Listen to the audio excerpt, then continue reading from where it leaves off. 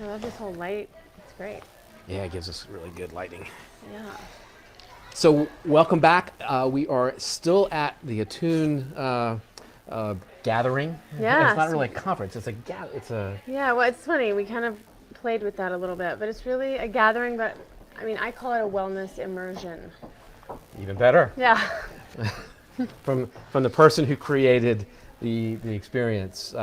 So we're here in the foothills of Georgia, the Chattahoochee foothills, at this lovely place, Serenbe, which is a conference center or sort of retreat place.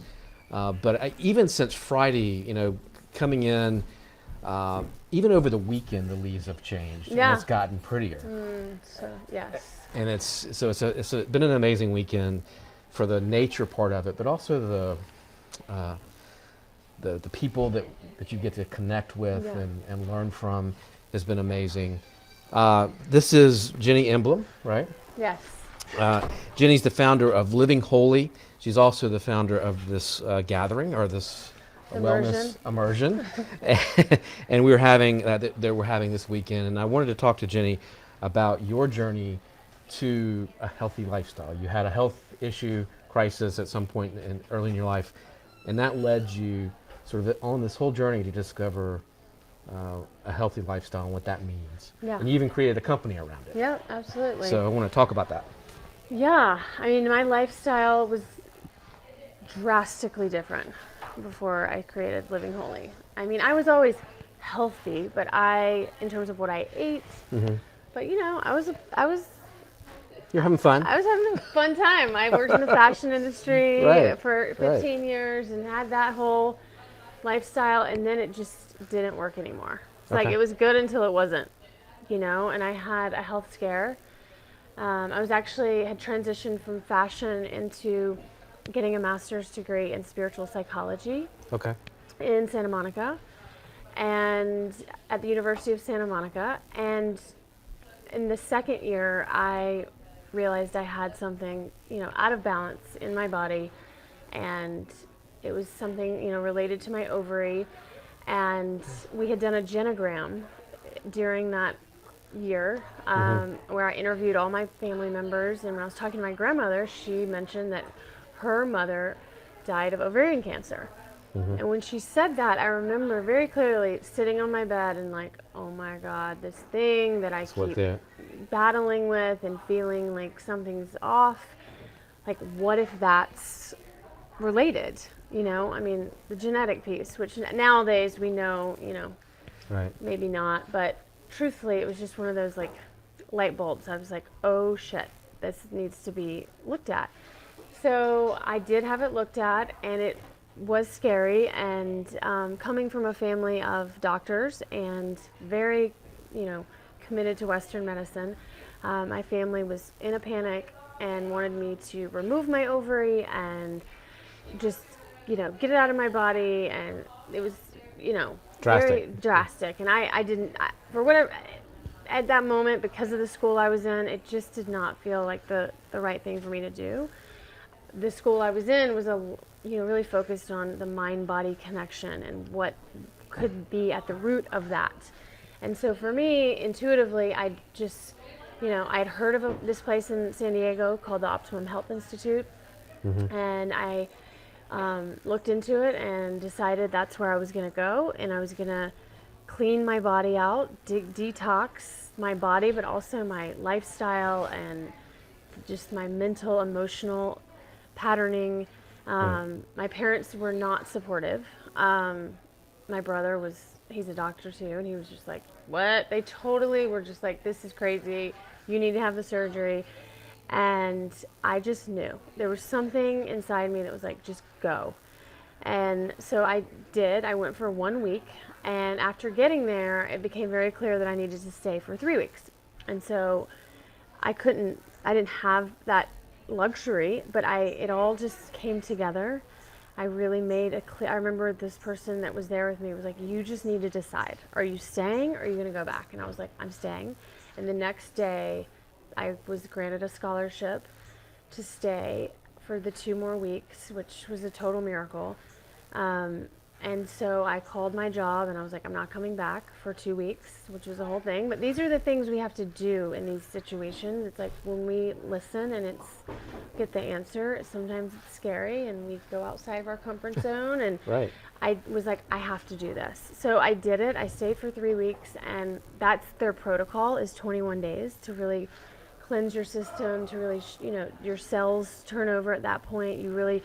It takes 21 days to change a habit. So a lot of my old programming, and some things take longer than that, but this was a good start. But when I went back to the oncologist after that 3 weeks, the tumor had shrunk dramatically. So much so that she was like, I can't even think about doing surgery on you. Like this, it wouldn't even make sense because it's like gotten so much smaller. So that really told me that I needed to keep doing what I was doing. And so that's been my journey. I committed to doing this for a year. I ended up going back there and living for 4 months, and was a missionary, which is basically like a work exchange program. And just like really dropped into this immersive experience and cleansed and just kind of got myself out of the lifestyle that I was living. And then when I came back to LA, I was at a little bit of a loss because I'm thinking, well, what am I going to do now? I've been in this like incubator for 4 months. LA's Can't do what I was doing. Yeah, like the old lifestyle. How do I navigate this? So I started Living Holy. I did have experience with events and marketing, and being in fashion. That's also lends itself to all those things. And so I decided to start doing events that were conscious and brought in speakers to continue to educate myself and others, and to stay on track and accountable and be social, but in a more conscious way. And this was in 2013. Okay. Before a lot of these kind of wellness events have started building. But so it was a great thing. Like I would, have different conversations, and I would do different things to socialize, not the old ways of connecting. Right. So I did that for about 6 months, and it just continued to snowball. I mean, in the beginning, it was, these were a total passion project. They were free events. Like, I did it totally. It was like a total side hustle. And then it just continued to grow. And then we began charging for the events. And these were mostly in Los Angeles. And that's really where I laid the foundation for, a lot of the speakers that are here at Attune this weekend. They became friends of mine through those connections in Los Angeles and the events I was doing, as well as partnerships that we have here. And then I just decided, I really want to do something in the South. I'm from Alabama originally. Okay. And, 6 years of doing events in LA mostly, some in Aspen because I lived there for a while. I wanted to get out of LA to really bring these events to a place that's not as resourced. And my family still lives here, and I have a lot of friends here, and I just see the opportunity to support people on this path that don't have as much access and resources. It's harder here. Yeah. It's harder in a lot of places. Yeah, absolutely. And if you live in the Midwest, if you live, in places in the South or even the North, I mean, it's hard. Yeah, there's definitely limited resources at this point. So, and then I was introduced to Serenbe through a friend, and she was like, you should check it out on your way to see your family for the holidays. So that was 2.5 years ago. Came here and really fell in love with this property and just the land, the nature elements.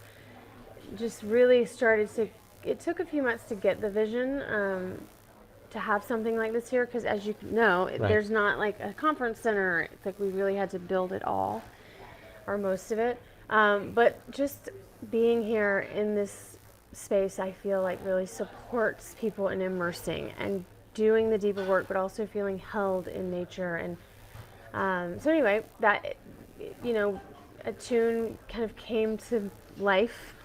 Then it's taken us about 2 years to really pull this together. Sure. An event like this size Is this the biggest one you've done? Yeah, this is the biggest one we've done. Okay. thus far. Yeah, so it's a 4-day event. Started on Friday at about 4 and ends tomorrow at 1 p.m.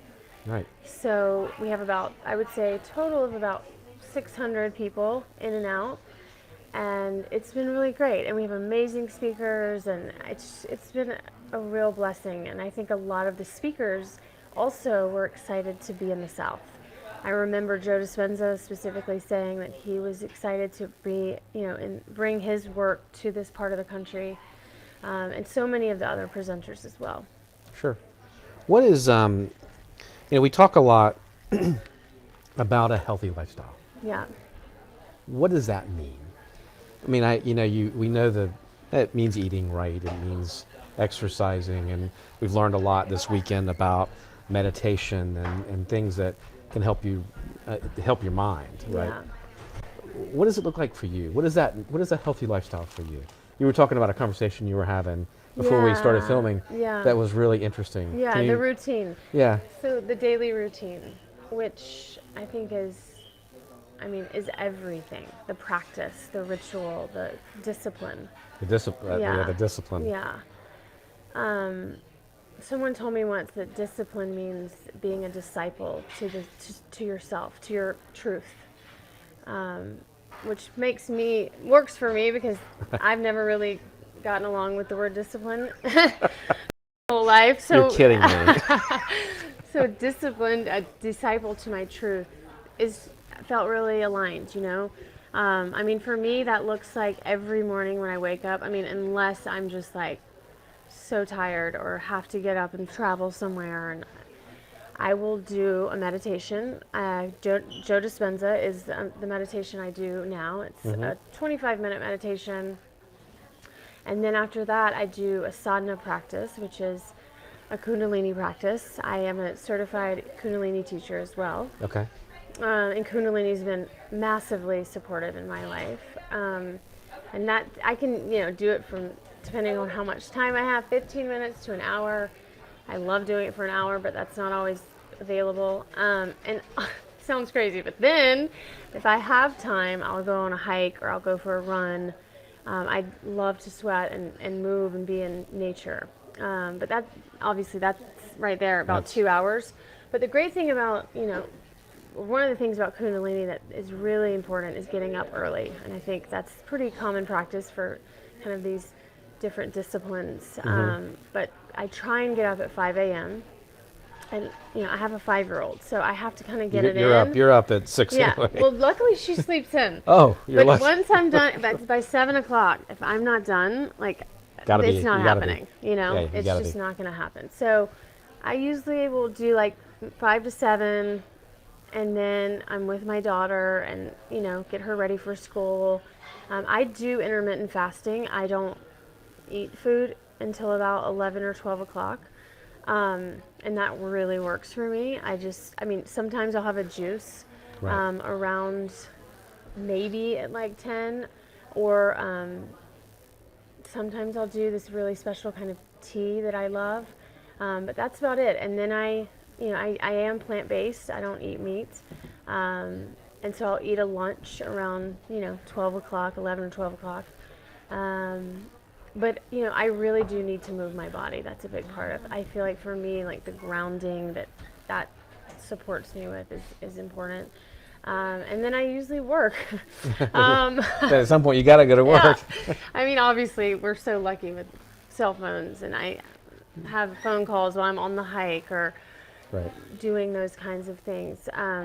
But work, and then, I really do try and spend time with my daughter. That's a big part of my lifestyle.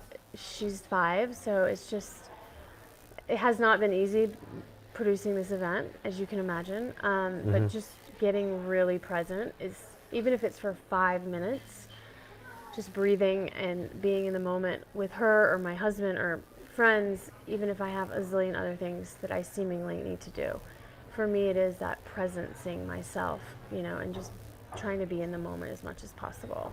That's time you won't get back if you're not present. Yeah, no. And I think another important piece for me in terms of lifestyle of wellness is the mental emotional work. Mm-hmm. So I see a therapist, the woman I see right now is more of a spiritual coach, who went to USM as well. That's been just what's worked for me, instead of like a clinical therapist, just to do the deeper work. Because sometimes the things that are blocking me or I'm not seeing, someone else can see and support me with to clear those and support me in feeling healthy, because it's not just like the food, it's so much about the mental emotional health, and well-being. Right. And helping you see your blind spots Exactly. and work on the things that pull it out. I mean, for me, you have to pull it out of you, Yeah. right? Oh yeah. And for someone to call me out is good, because I've Right. worked with people that they're so gentle, and that's good. But I'm like, okay, I could like talk in circles. Like I need you to kind of be firm with me and let's get to the cut to the chase. Right. But yeah, I mean that's, and even I would just say being in this space is like such an accountability partner, Mm-hmm. because a lot of my friends are in wellness, are doing this deeper work in their own way. Um, so it's just staying committed and devoted to this lifestyle is important. And finding what works for you, Yeah, right? Because I don't think it's yeah. not one size fits all, right? No, You and have that's to a really good, really huge point. because Yeah, you have to find what diet works for you, what yeah, exercise works for you, what counseling works for you, or what yeah, coaching works for yeah, you, or and you have to be willing to sort of try all of that yeah, and absolutely. experiment, I guess. But Yeah, uh, it's so important. I mean, I feel like that has been such a big piece for me. and different things at different points in your Yeah, of life, course. I mean, right? it's this kind of battle, I think, inwardly of like, should I have a glass of wine? Should I not have a glass of wine? I like to have wine.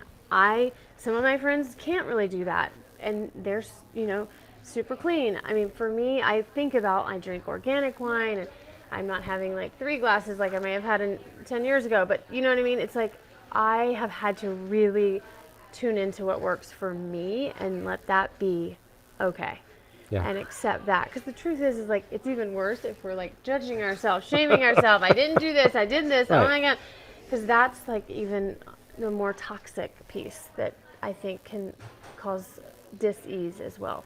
right.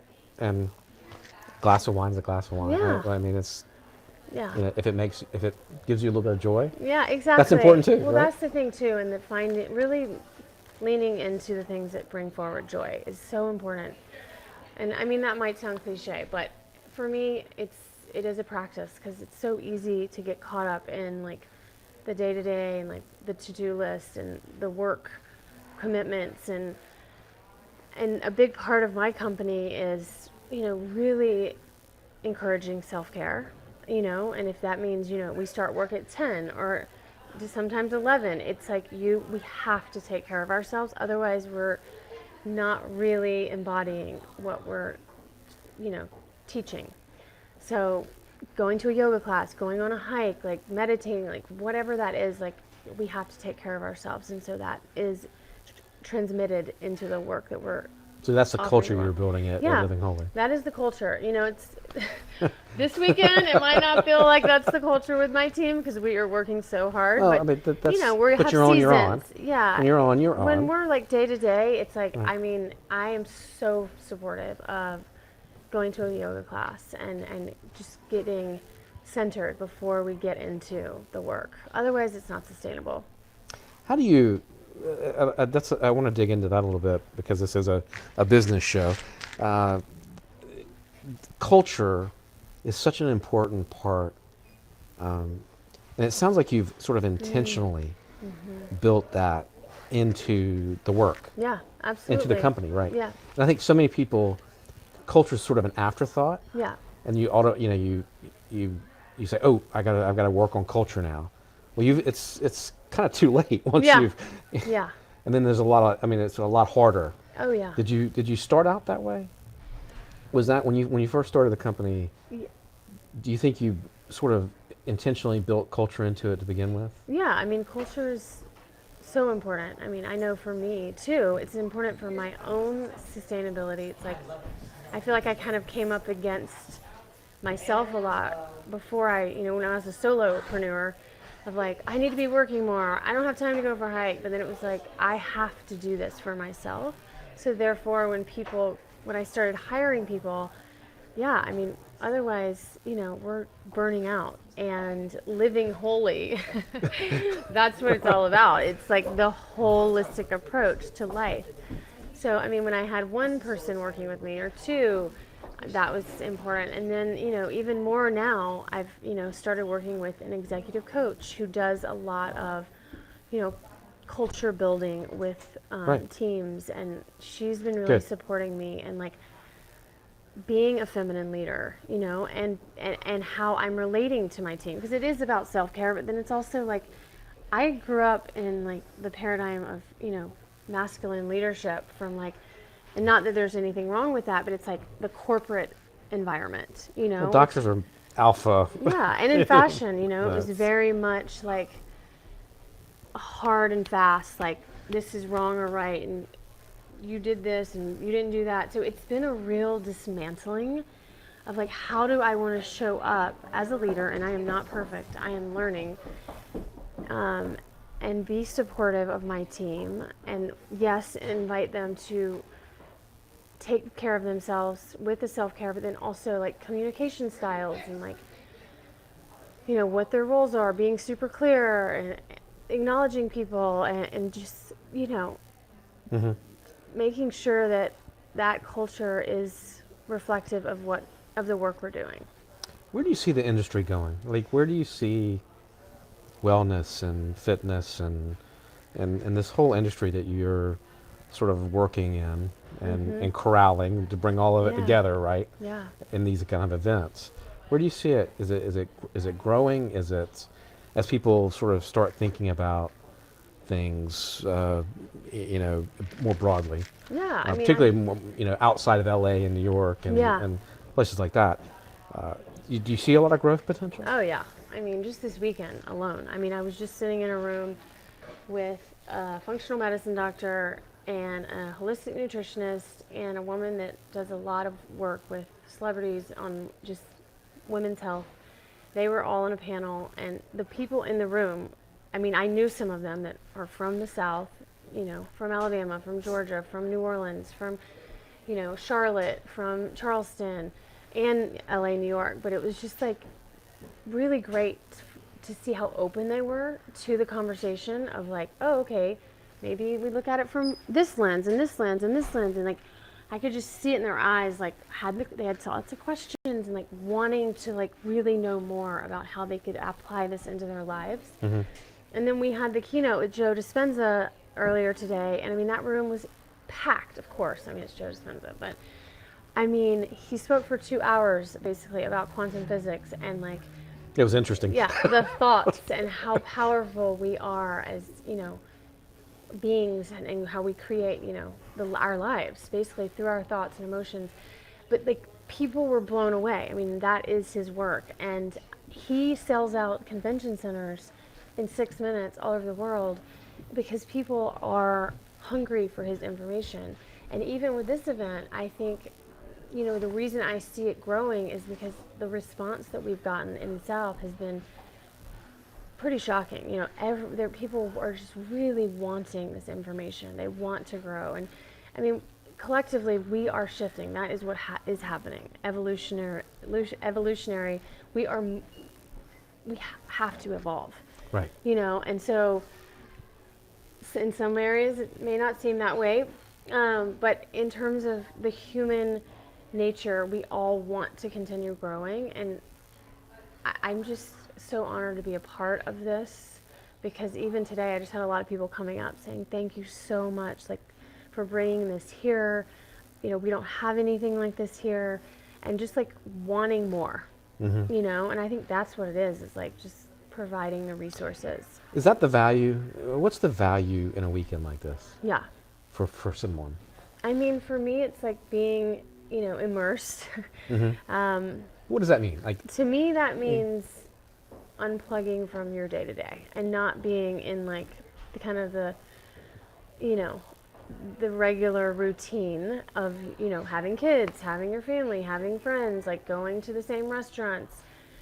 Again, kind of what Joe was talking about, like just doing it differently, immersing by like, you know, we're starting programming at 7 a.m. every morning.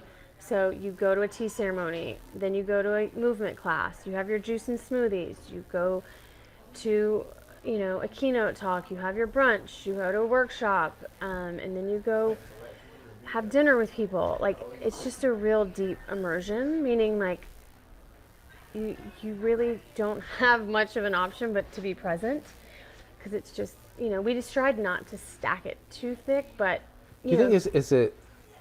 I think my question is more or less, what does it do for the person that comes to a weekend like this? I know you get the immersion, yeah, but it seems to me that one of the benefits is that you realize that you're not alone, yeah. I mean, that's a big right? one. Like that Absolutely. there are other people who are thinking about these things, and that Yeah. you're that you can have an accountability part. You can bring somebody with you Totally. Or that meet someone new. or meet someone new, right? Yeah, yeah. So that so the community Oh yeah, seems to be a really big part of that. it's a huge part of it. I mean, human connection. We need more of that in the world we live in. So, for me, that's been a huge part of it, is bringing people together and just having that social connection. Right. And time to do this work together, like-minded people, meet new friends, or come with a friend, or and just have, you know, Let a go. shared experience and let go. Yeah, Okay. yeah. What the last question I have, I always ask people, what's the best advice you ever got, and who gave it to you? The first thing that's coming up for me is don't give up. Just keep taking That's good advice. one That's great. step Yeah. in front of the other. I mean, I can't tell you how many times I wanted to throw in the towel for this event. I mean, Entrepreneurship is easy, yeah, isn't it? exactly. Yeah, and yeah, just like really, just no matter, it just, I can't, the quote's something like, no matter what you do, just keep going. Like, don't, even if you're going at like a snail's pace, it's just keep moving forward. And that's been a challenge for me, I'll be honest. I was I was in the car the other day and Jimmy Buffett came on, which I'm from the South, so I love Jimmy Buffett, and it's A like, little bit in your DNA. yeah, exactly, and it's like pirate or something. As much as you fight that Yeah. urge to like it. I know, and I was like, oh my God, he's like on a sailboat right now with a margarita. Like, what am I doing? Like, life could be so simple and easy, but you know, the truth is like right now, I mean, life can be simple and easy, and I think it's just like allowing myself to just experience it all, just keep moving forward. And another thing that I would say is have a team of people if you can. There's no way I could have done this event without my team. I have a five-year-old. I have a husband. I want to have my life. And so to have my people that support me while I'm doing this interview, you know, Right. there's a whole event happening. So really, like, and they've held me accountable. They've like kept me going when I didn't want to get out of bed and like do the hardest thing that day I had to do. They were like, don't forget you have this thing at 9 a.m. And I'm like, oh God. So just having my team, and community. I mean, community is such a support to keep us going and focused, and yeah. Okay. What? So not going to be the last event? You're gonna do No, this? we're doing this next year. Actually, someone just walked in, my creative director, to help me plan something in terms of the graphics for tomorrow. Okay. We The are, unveiling of yes, okay. we're going to do a Tune 2020. We will do it here, most likely. Okay. It's been a great experience. Of course, there's tweaks. There's probably 30 pages of notes of what didn't work. Sure. But I really love being in the South. I want to make an impact. You know, I really feel like we can do that here. And there's a niche, you know, and people want this. And Serenety's been a great partner for us.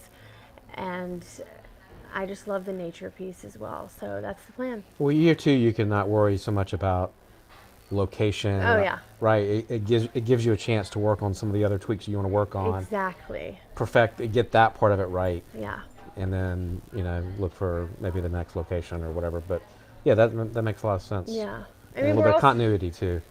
yeah, exactly, the continuity. And the great thing about Serenbe is like there's so many places to stay in the whole community that like your experience will always be different.